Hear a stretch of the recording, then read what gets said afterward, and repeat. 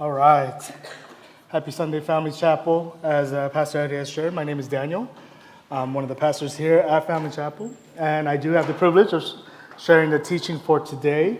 And if you're joining us for the first time, we are actually wrapping up a very short series on the topic of grief,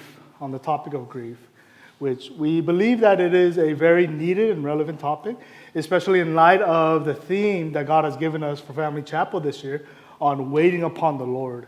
And today we're going to be finishing up on this topic by exploring then the call that we have for one another to bear each other's burdens and to, in humility, put others first before yourself in a very much needed way for the church community. And that is by sitting and walking with those who may experience loss, who may experience grief and suffering.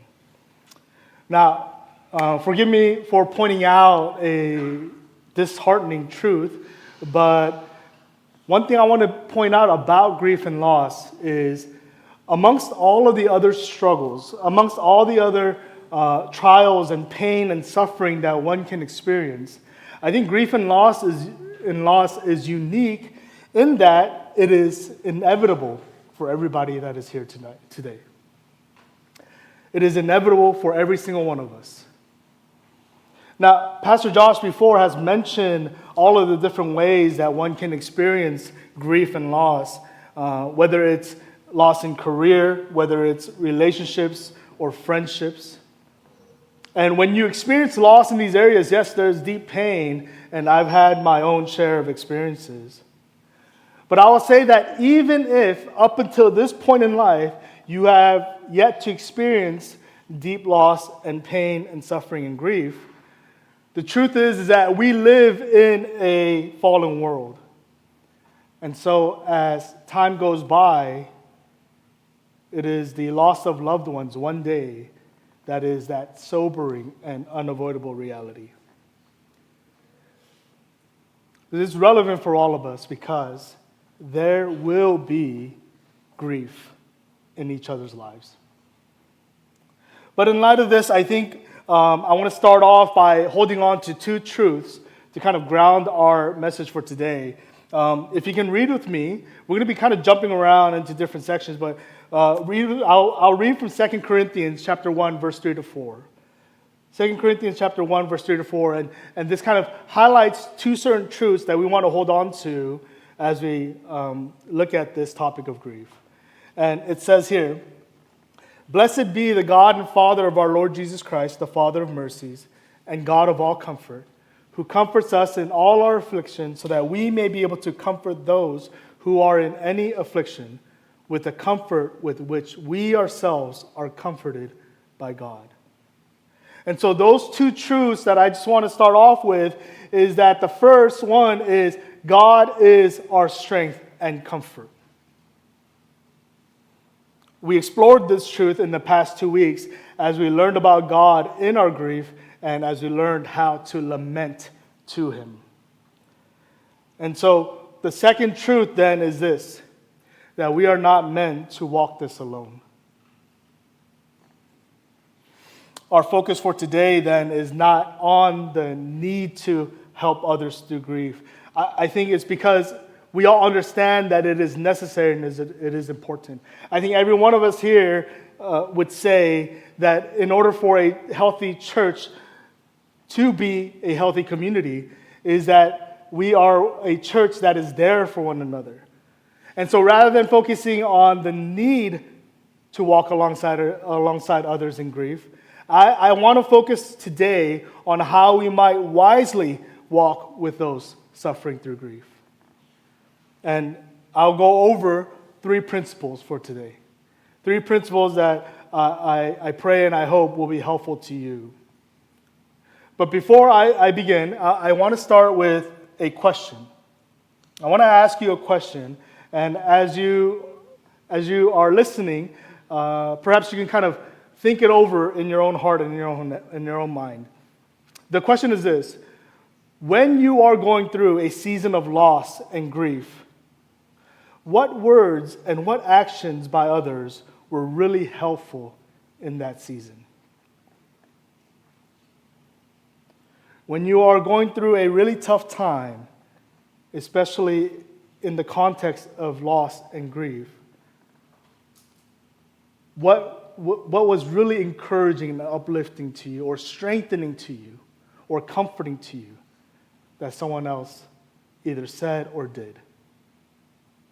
And I think this is a good discussion to also have, not just to think through, but also to share with one another, whether you would do it with your family or whether in community groups. And spoiler alert, this is one of the sermon discussion questions that we will have. And it's probably the first time you're hearing it in the beginning of a sermon. But as you think through that question, the reason why I wanted to ask this is because whatever came to mind, if I was to go around and ask every single one of you what that was, what your answer was, I'm sure that none of us will have exactly the same answer.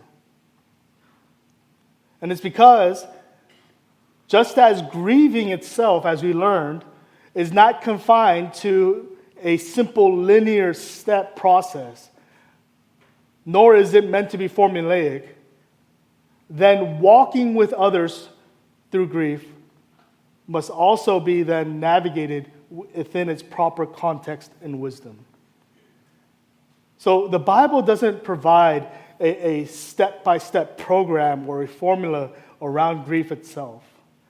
Rather, it will give you general examples, narratives, and principles that can provide a helpful framework for us to then wisely walk alongside one another as we navigate seasons of loss and grief. So one of the things I want to kind of avoid doing as we think about this topic is we want to avoid rigid and absolute propositions when it comes to helping each other through grief, such as, oh, you only want to sit and listen. You never want to give advice. I want to avoid those kind of absolutes because sometimes maybe it's necessary. Sometimes maybe it's helpful. But with that said, I do think that there are general common principles that have proven helpful in both formal and informal settings and situations of walking with others who may be going through grief. And so let's explore this together. Once again, 3 principles. And I'll start off with the first one, which is presence. Presence. Now, when you read through the book of Psalms, and when you read through certain narratives like Moses' story or the suffering of Elijah, one observation that you will notice is that for God's people who may be suffering, God gives His presence, but not always answers. God gives His presence, but not always His answers. And it's important to know that when I say that God gives His presence, that it is a promised presence rather than a felt presence. So the reality that God is near is true, even if you feel it or not.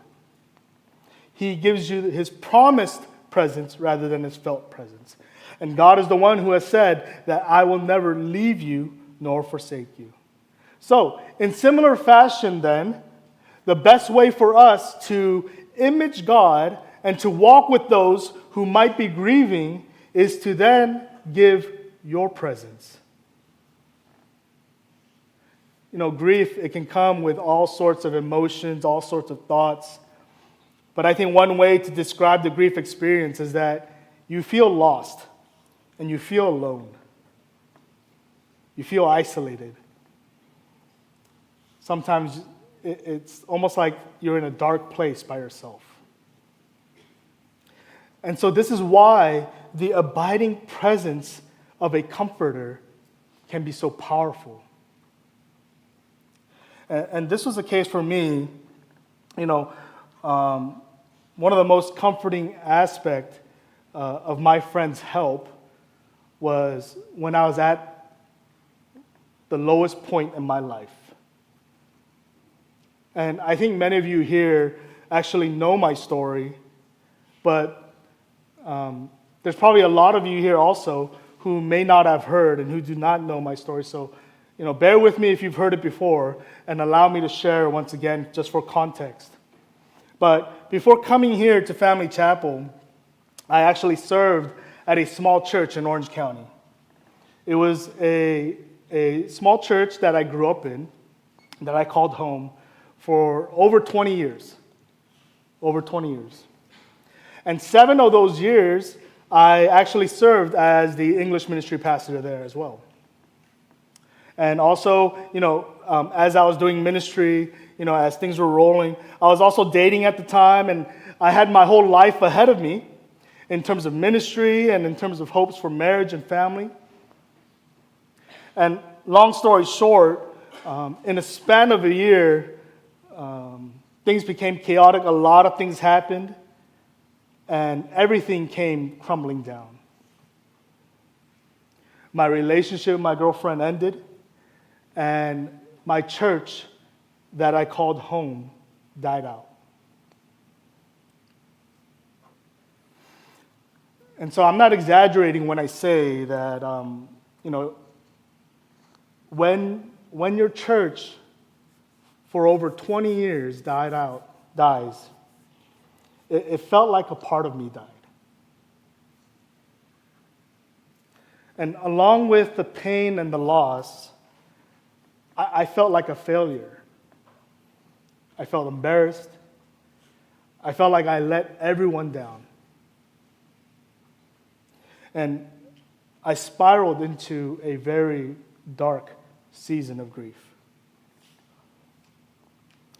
But by God's grace, 2 particular close friends of mine stuck with me through that long season of grief. And it was as simple as their presence that gave me comfort and strength. To be honest, I don't really remember what words of encouragement or if they shared a Bible verse with me. I don't even remember what some of the things that they said to me in that time. But what I do remember is that they were there.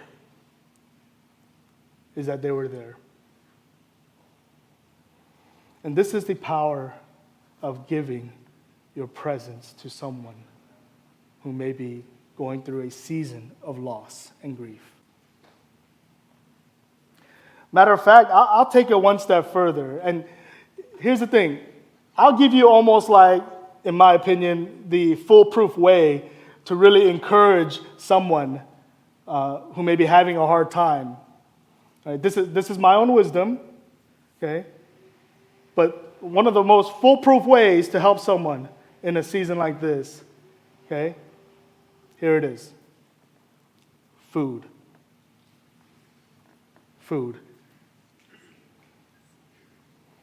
You see, when I was grieving in this time, I remember a particular moment where I actually felt a particular warmth. In the time when, my heart felt cold, I do remember a time when I felt a special warmth. And it was when my friend came over, and he knew I wasn't eating well at the time. And he brought over one of my favorite things, carne asada fries. It was wonderful. And honestly, we just sat and we just ate. And it was so good. Both the food and the time that we spent. Presence, and sometimes good food, but presence is a very powerful tool. In this way, I want to encourage you that when God calls you to sit and walk alongside someone who may be experiencing grief, you don't have to get too caught up with things like, man, what can I say? What am I going to say? Or what Bible verses am I going to share? What Bible truths that I'm going to need to know?